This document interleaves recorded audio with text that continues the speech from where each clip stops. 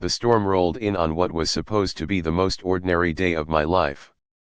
I had just finished breakfast and was getting ready for school when the sky turned a sickly shade of greenish yellow.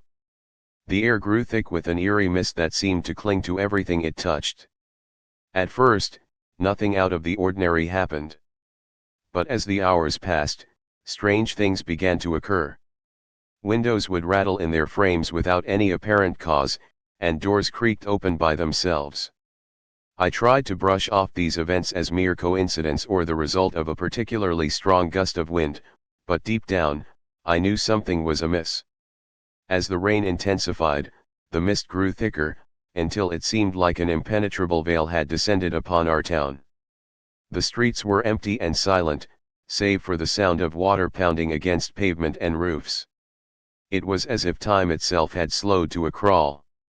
And then, I saw her, my mother, standing in front of me, but not quite right. Her eyes seemed sunken, her skin pale, and her smile twisted into something that sent shivers down my spine.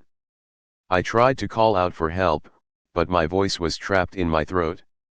The world around me began to distort and blur, like a painting smeared by wet brush strokes. I stumbled backward, tripping over my own feet as the room seemed to spin out of control. And when everything went black, I knew that nothing would ever be the same again, for on that rainy day, something had changed within me forever. The storm may have passed, but its effects lingered, like a shadow cast upon my soul. The storm rolled in on what was supposed to be the most beautiful day of the year. A summer afternoon that would have been perfect for picnics and barbecues had turned into a nightmare. As I stood at my bedroom window, watching the rain pour down like a relentless curtain of gray, I felt an eerie sense of unease creeping over me. My mother's words echoed in my mind, "The storm will bring more than just rain."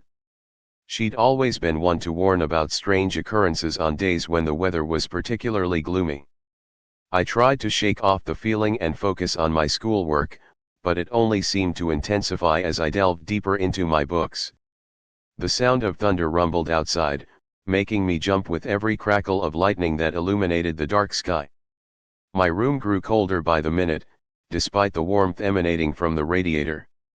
As night began to fall, and the storm showed no signs of abating, a chill ran down my spine as I heard footsteps coming up the stairs. The creaking of the wooden floorboards beneath them seemed almost deliberate, like someone was trying not to be seen. My heart racing, I peered into the darkness beyond the window, where shadows danced and twisted in ways that defied explanation. And then, just as suddenly as it had begun, everything went black. The storm rolled in on what was supposed to be the perfect day. A gentle breeze whispered through the trees as children laughed and played outside. But it wasn't meant to last. At first, it started with small things, a dropped book here, a forgotten toy there. The rain grew heavier, drumming against windows like fingers on glass. Emma's mother told her to stay inside while she checked on their neighbors next door.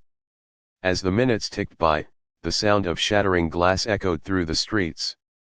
As night began to fall, Emma huddled in bed with a flashlight and listened for any sign of life outside. The rain showed no signs of letting up, but it was quiet now, too quiet. Suddenly, she heard footsteps on the roof above her room. They stopped at each window, as if listening. A faint scratching sound followed, like fingernails against glass.